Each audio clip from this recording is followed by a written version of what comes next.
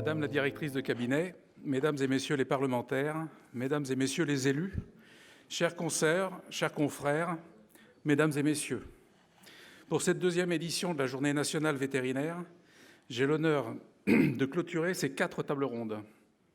Tout d'abord, permettez-moi de vous remercier tous de votre présence.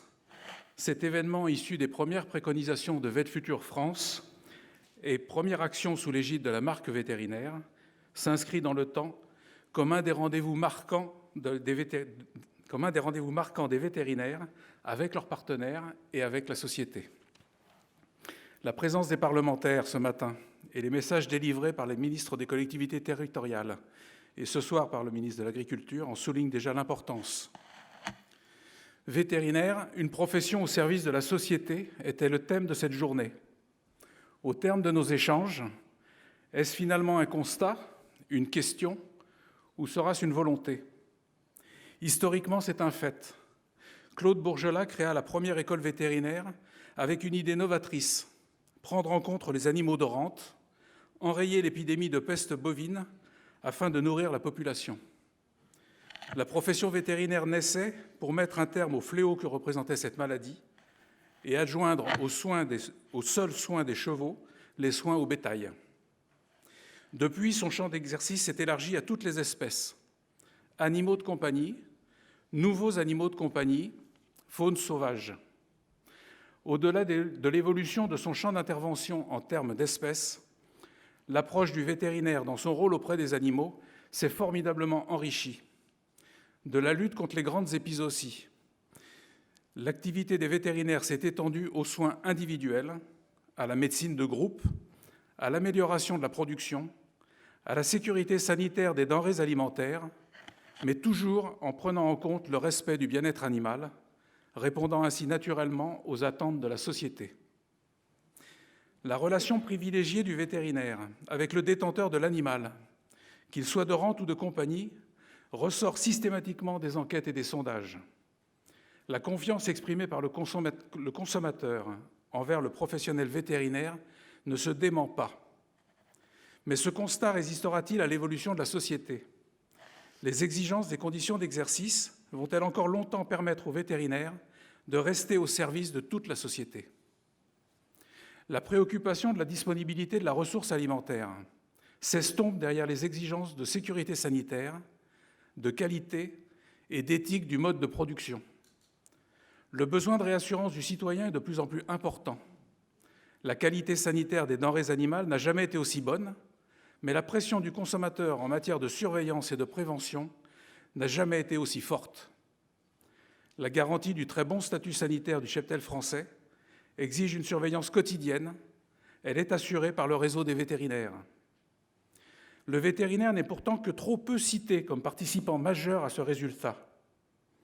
Mais les premières ruptures du maillage risquent d'objectiver durement ce rôle essentiel du vétérinaire. Alors que l'adage « mieux vaut prévenir que guérir » est plus que jamais d'actualité, avec la lutte contre l'antibiorésistance, la surveillance des maladies émergentes, le développement de la biosécurité, finalement le thème de la journée n'est-il pas plutôt une question? Quel service la société attend-elle du vétérinaire? Du film Les Vétos, au-delà de la présentation réaliste des problématiques de l'exercice vétérinaire en milieu rural, je retiendrai surtout l'expression du lien qui relie le vétérinaire à son client, de ce facteur humain qui est l'essence même de notre exercice quotidien et de notre enracinement dans la société et dans les territoires. Ces 2 valeurs ont aussi été exprimées en toute sincérité par notre consoeur Estelle Blanchet dans le récent reportage diffusé sur France 2. Sans doute, l'image renvoyée de cette clinique vétérinaire est loin de celle des entreprises vétérinaires situées dans les grands bassins d'élevage, dont l'organisation permet de régler les problèmes d'isolement, de garde, d'équilibre entre vie familiale et vie professionnelle. Cependant, dans les zones de déprise agricole, ce modèle existe toujours et il rend encore le service attendu. Pourtant, dans ces territoires, l'activité résiduelle en production animale ne permettra plus à elle seule la survie économique d'équipes vétérinaires conséquentes, permettant de respecter un équilibre de vie dans un cadre social, environnemental, technologique et culturel acceptable. Dans les autres secteurs géographiques, y compris en ville, Les tensions actuelles sur le recrutement présagent de difficultés à venir. La question des territoires ruraux ne doit pas occulter la nécessité d'une présence vétérinaire auprès des animaux des populations fragilisées de notre société. Ici, ce ne sont pas des problèmes de désert vétérinaire que nous devrons gérer, mais une réelle organisation synergique avec les associations de protection animale, les services sociaux, pour une action qui doit être réglementairement sécurisée désormais. L'attachement des vétérinaires pour la protection de l'environnement et de la biodiversité, à travers leur intérêt pour la faune sauvage, reste une activité individuelle, trop confidentielle et sans modèle économique. Ils sont trop peu ou trop tardivement sollicités par les collectivités locales, pourtant aux prises avec des problèmes de gestion des populations animales, qu'il s'agisse de chats libres, de faune sauvage ou d'espèces exotiques envahissantes. Les missions qui leur sont alors allouées sont peu valorisantes, souvent l'élimination des gêneurs. Une fois encore, les crises sont gérées a posteriori, alors que l'anticipation devrait être de mise. L'apparition du coronavirus respiratoire en Chine fait reprendre conscience brutalement que 75% des maladies émergentes en santé humaine sont probablement d'origine animale. Les concepts santé publique, vétérinaire et One Health, malheureusement souvent ressentis comme virtuels, prennent tout à coup une consistance bien réelle. Cependant, le vétérinaire n'est toujours pas reconnu comme le professionnel au cœur du dispositif, à l'intersection de la santé humaine, animale et environnementale. C'est pourquoi l'assertion vétérinaire, une profession au service de santé, doit devenir l'expression d'une volonté politique forte, assumée et visible des acteurs. L'engagement permanent des vétérinaires dans leurs entreprises pour faire face à toutes ces problématiques est probablement responsable de leur faible présence dans la vie publique, à l'Assemblée nationale, au Sénat ou dans les collectivités territoriales. C'est pourquoi je vous demande, Madame la directrice de cabinet, Mesdames et Messieurs les élus, de prendre conscience de la nécessaire présence des vétérinaires au service de la société. Cette nécessité doit être affirmée et traduite par des actions tangibles et mises en place sans délai. Il est temps de prendre la mesure des enjeux et de l'ampleur du chantier qui s'ouvre devant nous, s'il n'est pas déjà trop tard. Vous devez prendre les décisions qui s'imposent et permettre la mise en œuvre sur le terrain d'actions concrètes qui permettront d'éviter le pire. Le temps des déclarations d'intention est désormais révolu. Nous sommes dans l'urgence et chacun doit agir à son niveau. Le maintien du réseau des vétérinaires exige d'actionner différents leviers dans tous les domaines d'activité et à tous les niveaux. L'État doit revaloriser les missions déjà confiées aux vétérinaires dans le cadre de l'habilitation sanitaire, rémunérer les missions assurées à l'heure actuelle bénévolement d'épidémiosurveillance, de la rage ces jours-ci, de la fièvre afteuse ou de la grippe aviaire, comme cela a déjà été le cas. Ajouter de nouvelles missions, en particulier sur le bien-être animal, la biosécurité et le maintien de la biodiversité. Valoriser le vétérinaire traitant de proximité, assurant la permanence et la continuité de soins. Reconnaître finalement aux vétérinaires ce statut toujours particulier de professionnels des trois santés. Les parlementaires doivent permettre les évolutions à venir, redonner aux collectivités locales la compétence de mettre en place et de financer les actions nécessaires au maintien du réseau vétérinaire.